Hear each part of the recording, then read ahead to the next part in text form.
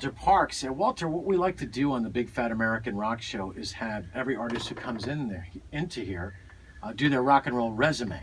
Because I think it's so much more interesting when the person says, here's what I've done. This way we don't miss anything either. So why don't you give everybody Walter Parks' rock and roll resume? You know, I hate to be so archetypical, but I started in garages like many people. And my parents wanted to, my mother wanted to keep track of me. So she said, look, you can have your band and set it up in the house, play in the garage, and for that matter, play in the living room. I had a group called the Parental Tears Band, and we called it Parental Tears because my parents did not want me to go into music. They wanted me to take on a little bit more respectable path.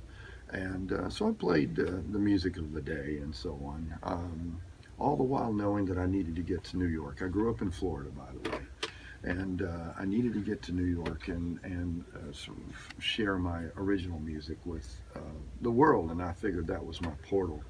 I had a group called Dear John, and it was a rock and roll band, and we won the good graces of an impresario named Don Kirshner. I don't know. Oh, Don Kirshner's rock concerts, yeah, of course. And he had some sort of a search going on to find some of the most original groups of the time. This would have been late '80s, and we ended up going to what was once the Studio 54, and it became the Ritz at one point in Midtown. And I took the band up there, and I went to the national level, and everybody was there. Marla Trump was there, and the Don Kirshner was, of course, there, and all these potentates and bigwigs and music, and I didn't win the national contest, and I think it was because I showed my hand a little too early to the competing band, and they saw my stage decorations, and they had none, and so. Dear John did not move on to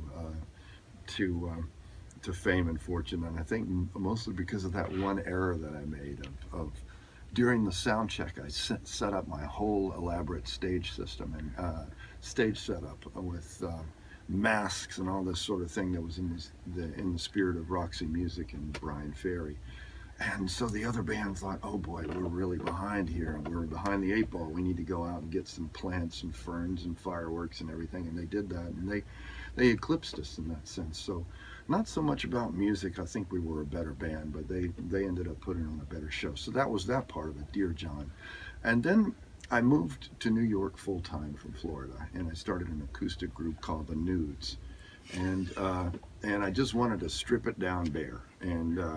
And so that's why I use that metaphor. And I was kind of running out of money, but in a certain way, that's sort of good for art in a sense. You keep it.